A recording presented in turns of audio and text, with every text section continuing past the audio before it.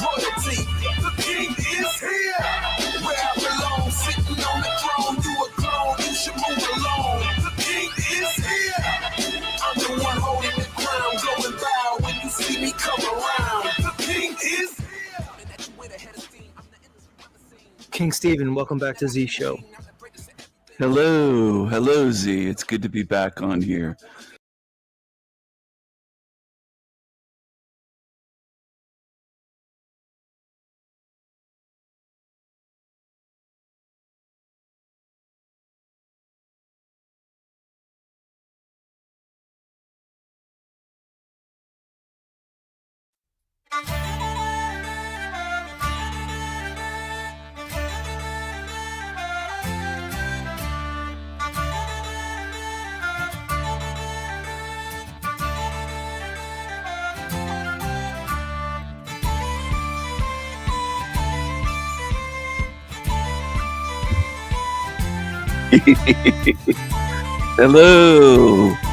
Hello, everyone. Hello,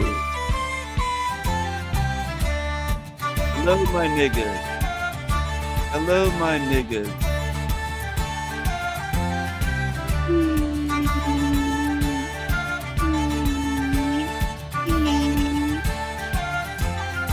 Hello, my niggas.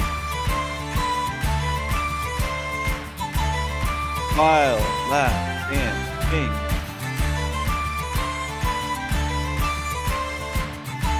Let's go.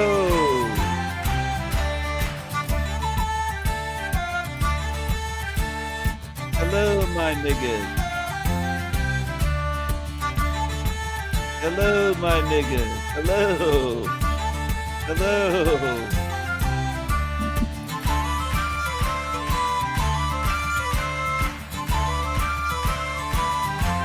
Hello, my niggas. Hello.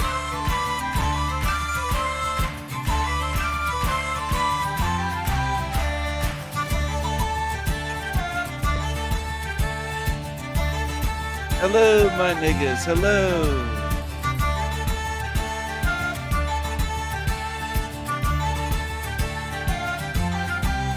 Hello, my niggas.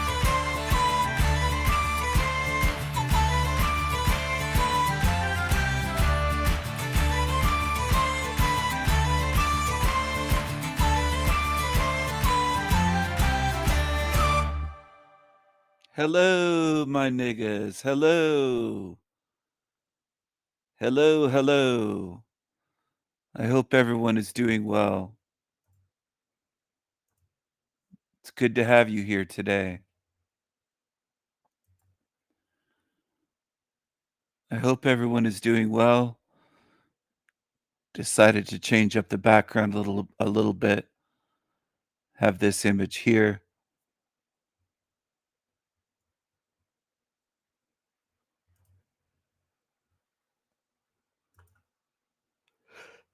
Oh man.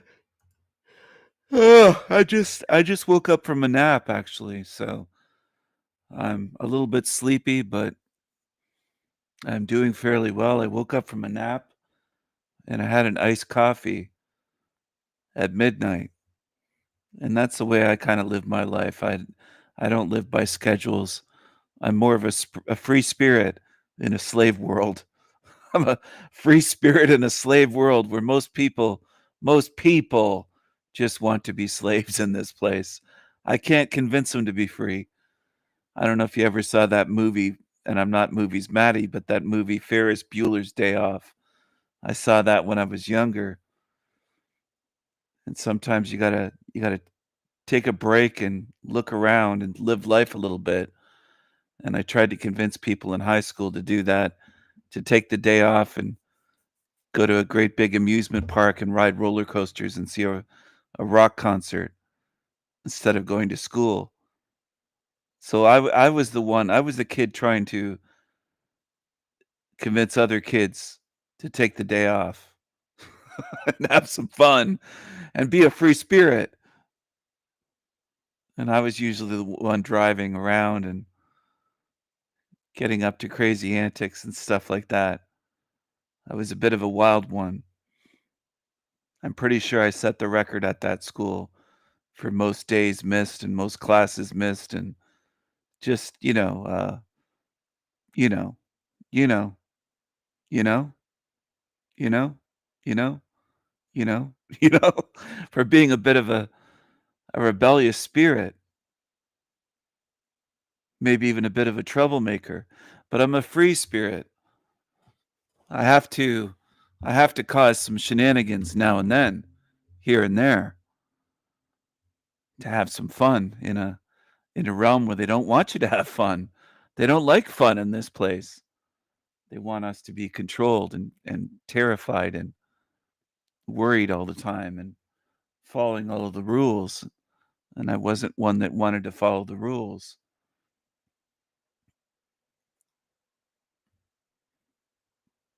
Anyway,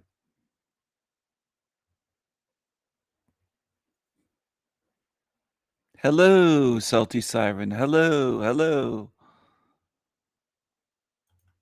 Where's that image that I have? Not that one. That's not the right one. This one.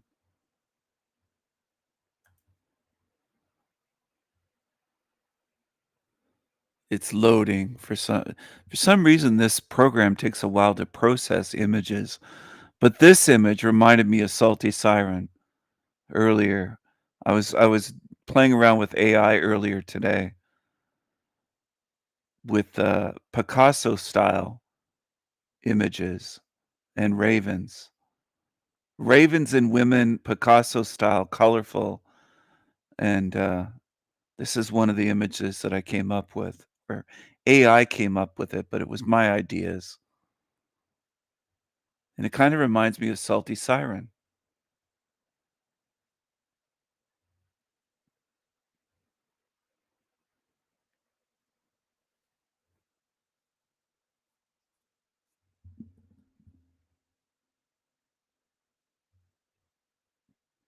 When I retire from YouTube, I'm gonna have to get back into drawing and painting again. Spend spend a lot of time doing that again. I'll have a retirement party on here.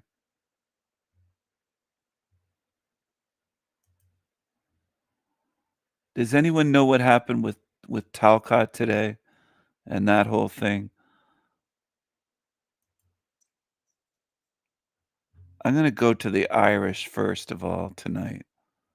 I'm gonna share something with the Irish. Let's see here.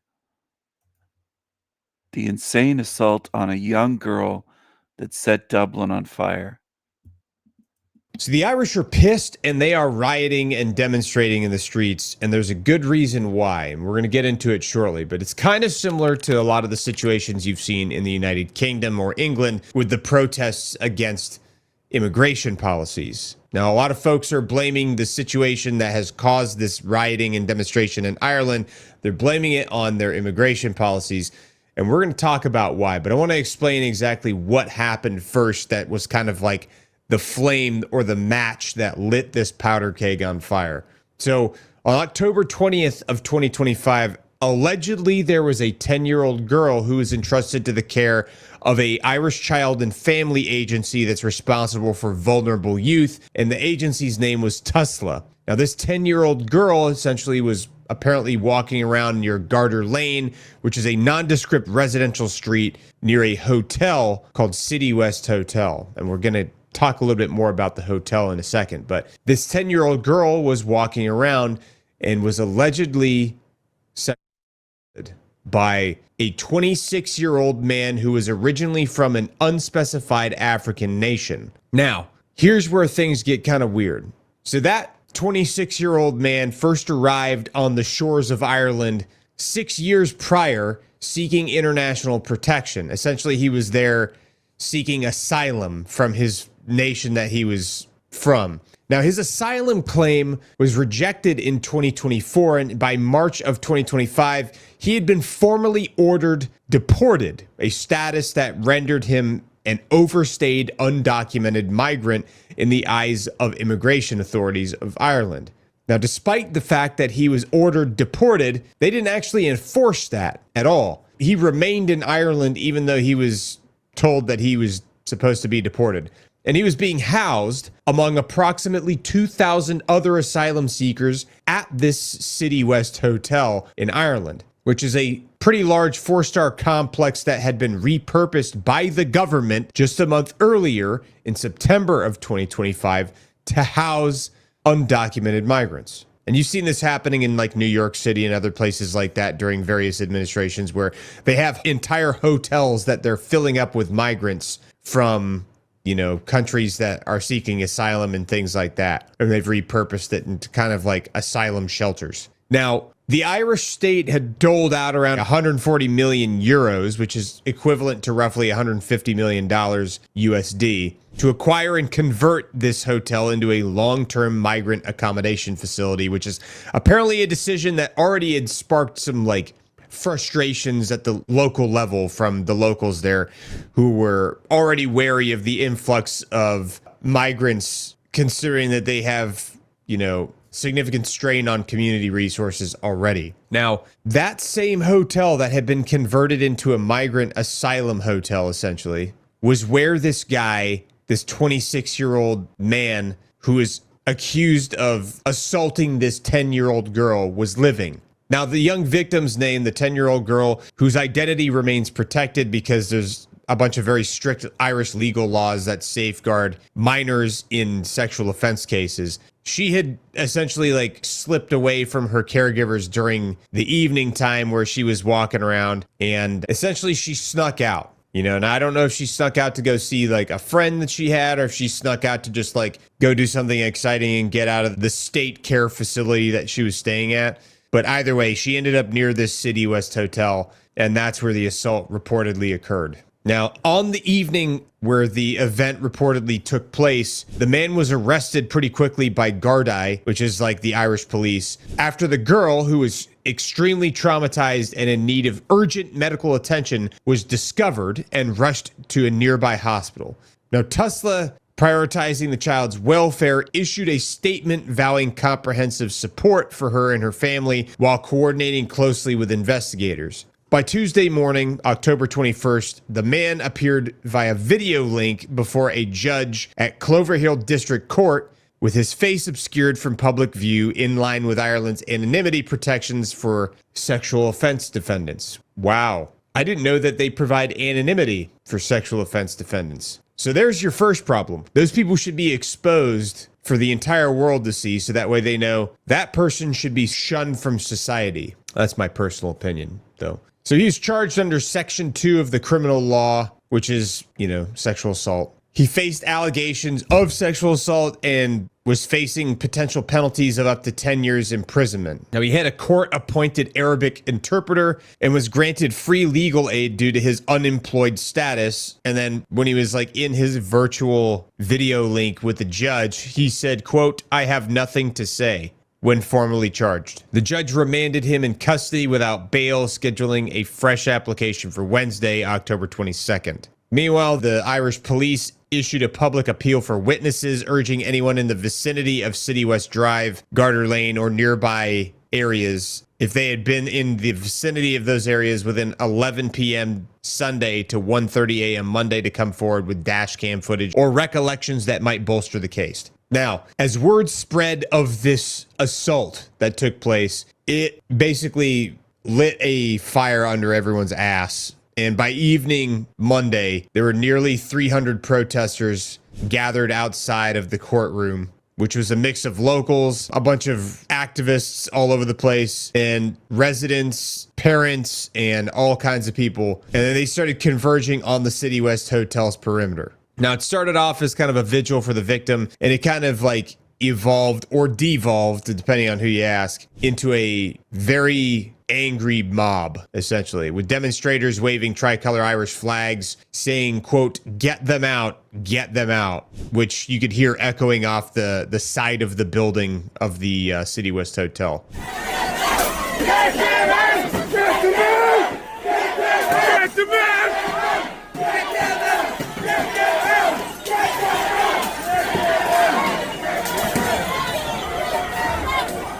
Some people were masked and hooded. Some people weren't. People were like flipping over garbage bins. They're throwing empty glass bottles. They were firing off fireworks. Apparently, some people commandeered Garda patrol vehicles and some of them lit them on fire. And then it kind of slowly got more violent. Like there was a police helicopter that started getting lasered by ground level agitators that were forcing pilots to veer erratically and avoiding blinding beams that could like cause the helicopter to crash. Apparently, there was even a group of men that brought horses out that galloped towards police barricades where you had like a bunch of riot police with riot gear and stuff like that. Eventually, they had to mobilize hundreds of riot police in full tactical kit to form like human shield walls to prevent any more damage or destruction to property or anything like that. Apparently, there were 6 arrests made during that first night on charges ranging from public order offenses to assault on police, which by the next evening, over 20 were arrested after skirmishes kind of like So they can arrest them, but they can't arrest and deport the abusers. We'll call them the creepy creatures that are not supposed to be in the country. See how that works? reignited, drawing fresh crowds from the local area. Now, the Prime Minister of Ireland. By the way, everyone, this is El Diablo Radio International, the greatest show in hell. Nobody does it better. Nobody. I'm a little bit sleepy tonight, so pardon me if the show's a little bit different or if my voice might sound a little bit different than usual. I did wake up from a nap tonight. I fell asleep earlier for some reason. But anyway, I'm going to share the link to this in the chat for the people that might be tuned in on Bextra Large channel. Join the live stream on the Sanity Machine channel and subscribe. So I hope everyone is watching from the Sanity Machine. The Sanity Machine is back up on YouTube, back up and running. I'm going to shut it down on the Bextra Large channel. I just wanted to get people to see that we are live again. Make sure that you subscribe on the Sanity Machine and watch the live stream here on the Sanity Machine. Now I will shut down the Bextra Large channel. Stream, at least. There we go. That should